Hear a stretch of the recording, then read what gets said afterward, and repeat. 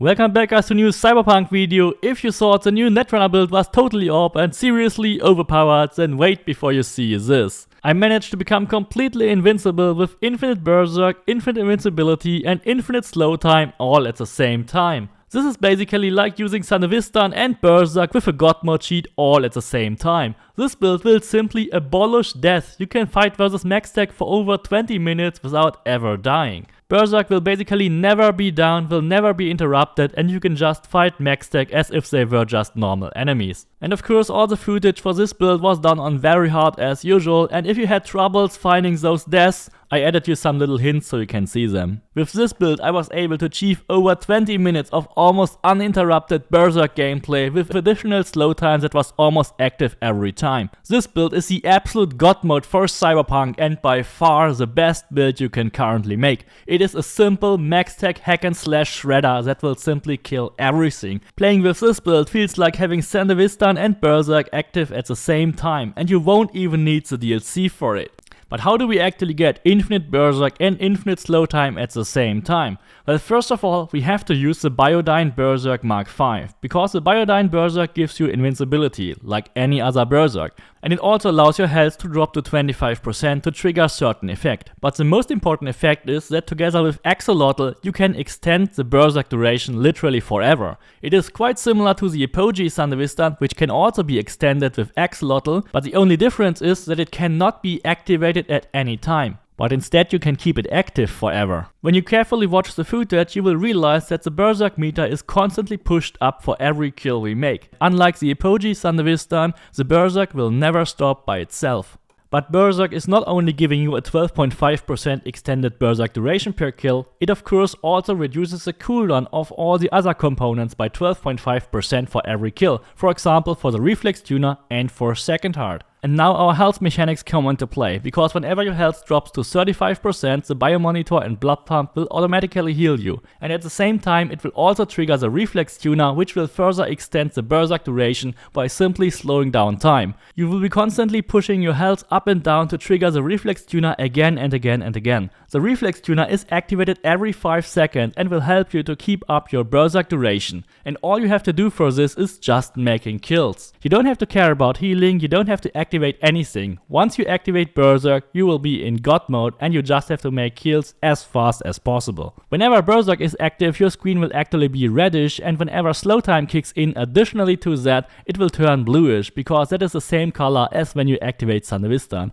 Over the course of 20 seconds, we have activated Sandevistan or slow time 3 times in a row without ever losing our Berserk. Even when the Reflex Tuner kicks in, thanks to Berserk, this will just feel like normal speed for you. In order to get the most out of this build, I recommend you to use a really fast Katana that does not rely on Sandevistan, for example the Byakko or the Errata. And you should make use of Flash and Thunderclap by holding your aim button and releasing it to leap forward and kill your enemies almost instantly. And if you don't kill them instantly, simply release a series of Furious Strike against them, or just perform a finisher to kill them in style. You will just hack and slash your way through the whole game without ever getting killed or fearing to get killed. Of course you can also do the same by just using your gorilla arms, and I've also added a throwing knife which you can use to simply kill your targets instantly, or you can also just resort to throw their bodies. No matter what weapon of mass distraction you decide to use, this build is the best melee build ever. But now let's check out the build, guys. If you want to support me creating more of these builds, then don't forget to subscribe and maybe consider to become a Patreon or YouTube member, or check out our Discord server. Since we are not using Sandevistan and we won't get any of the bonuses, I would actually prefer to use either the Byakko or the Errata. Preferably the Byakko for its insane speed, but if you want to get the most damage, then probably the Errata is a better choice, since you will get 100% crit chance when you hit burning enemies. In any other build that uses Sandevistan, I would definitely prefer to go for the Scalpel, but in this build when we use Berserk, these two weapons are the better choice. As a third option you could also go for the Blue Fang, but it will require you to put a lot of points into cool, and if you don't have the DLC, you should rather drop this option. Then we go for the Biodyne Berserk Mark V, which is the absolute best Berserk you can use. Better than the Militech one because it allows your health to drop to 25%. And that allows you to infinitely trigger the Reflex Tuner, which will also slow down time additionally during Berserk. You will almost have permanent slow time with permanent Berserk. And Berserk will never stop by itself, unlike the Apogee, which is always stopping.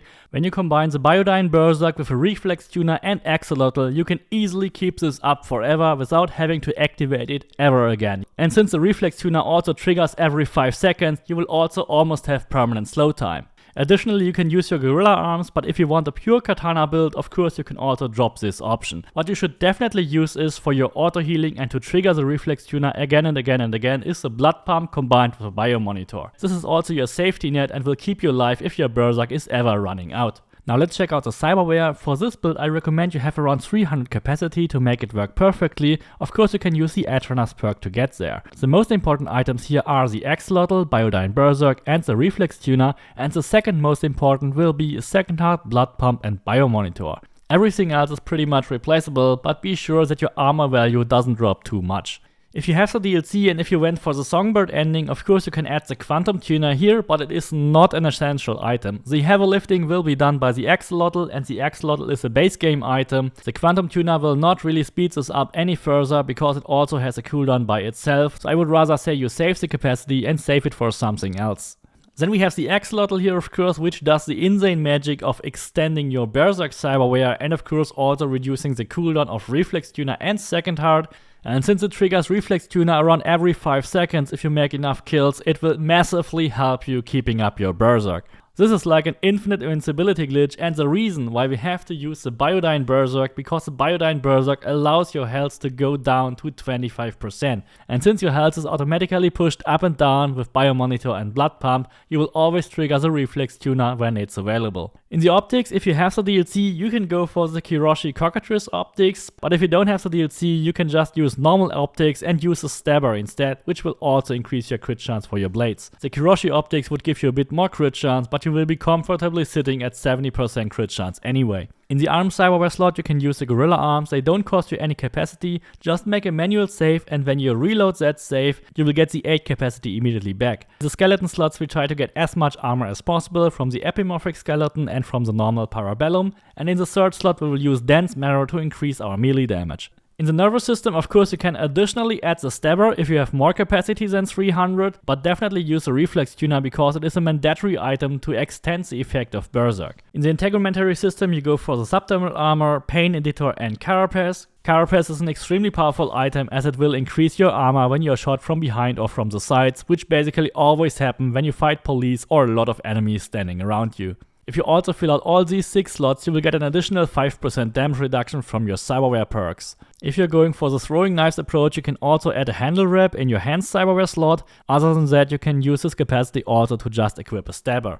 To make this build extremely tanky, we go for Second Heart, Blood Pump and Biomonitor in our circulatory system. This is basically your double safety net if you ever run out of Berserk. I would not recommend to go for Micro Rotors or Heal on Kill. Survivability is much more important than a little bit more damage. And of course don't forget to get the tendons for your double jump, and for the additional perks I would just recommend go for as much melee damage and as much health as you can. For the skills you should definitely go for 20 body and 20 tech, and then you can actually decide whether you want to go for 20 cool or 20 reflex. If you want to go for the throwing knife stuff, then 20 cool would be recommended, but if you only want to play with blades or if you don't have the DLC, then simply go with 20 body, 20 reflex and 20 tech. Let's first check out body. This time I would go for the middle tree and the right tree for the blunt weapons, but of course if you don't like to play with blunt weapons or gorilla arms, you can leave out the right tree and just go for the center one. Of course you should pick up all the important health regeneration stuff here at the bottom, and then further up in the tree we will definitely go for adrenaline, because with adrenaline we also get additional health whenever we trigger blood pump, and since blood pump is triggered automatically by Biomonitor, this really helps. And pain to gain will also massively increase our health item recharge.